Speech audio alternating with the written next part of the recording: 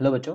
तो यहाँ पे आपका क्वेश्चन है, which of the following elements has strongest tendency to form electrovalent compound. तो यहाँ पे अगर हम देखें आपका की कंसेप्ट, यहाँ पे आपका की कंसेप्ट हो जाएगा factors affecting electrovalent bonds. Electrovalent bonds कह ले या फिर हम इसकी जगह पे आयनिक बॉन्ड कह ले, बात बराबर है। Right? यहाँ पे हम लिखते हैं और ionic bond.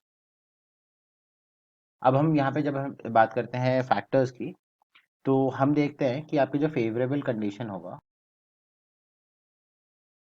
For electrovalent bond या आयनिक बॉन्ड कह लीजिए, वो क्या बनेगा।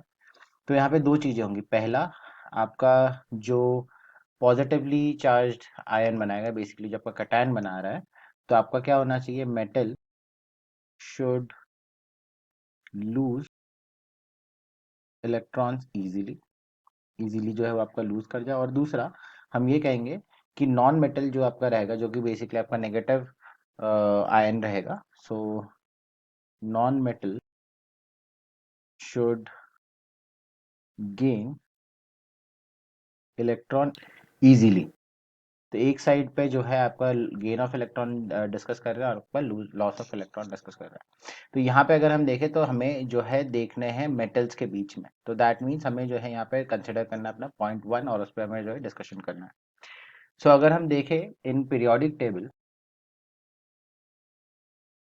आपका जो अ, अगर हम डिस्कस करते हैं आपका मेटालिक कैरेक्टर, तो मेटालिक कैरेक्टर जितना ज़्यादा होगा उतना ज़्यादा टेंडेंसी क्या होगा, इंक्रीज कर जाएगा।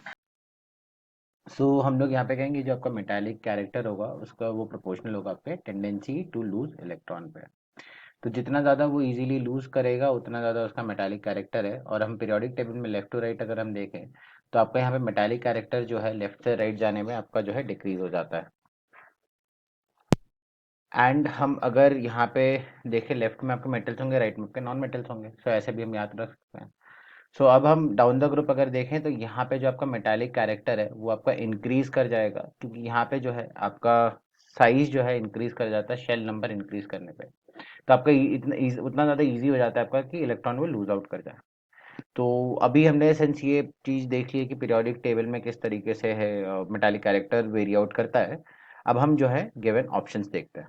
यहाँ पे आपको जो दिया है LI Na, Be और Mg, राइट। तो ये सिंस चार चीज़ें दी, इनको अगर हम प्लेस करें प्रॉपरली उनके पीरियोडिक ऑर्डर के हिसाब से, तो यहाँ LI, यहाँ Na आएगा, यहाँ पे आपका जो है Be आ जाएगा, और यहाँ पे जो है आपका Mg आ जाएगा।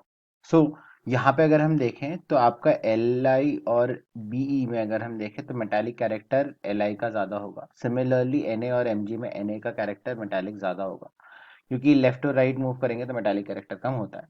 और हम नीचे बढ़ते हैं तो आपका मेटालिक कैरेक्टर इंक्रीज हो रहा है, तो इसलिए आपका Na का जो है ज़्यादा रहेगा मेटालिक कैरेक्टर Li से। यहाँ पे आपका आंसर जो आ रहा है वो आ रहा है Na, जो आपका दिया है ऑप्शन टू में। यहाँ पे हमें जो है मार्क करना है वो है आपका ऑप्शन टू।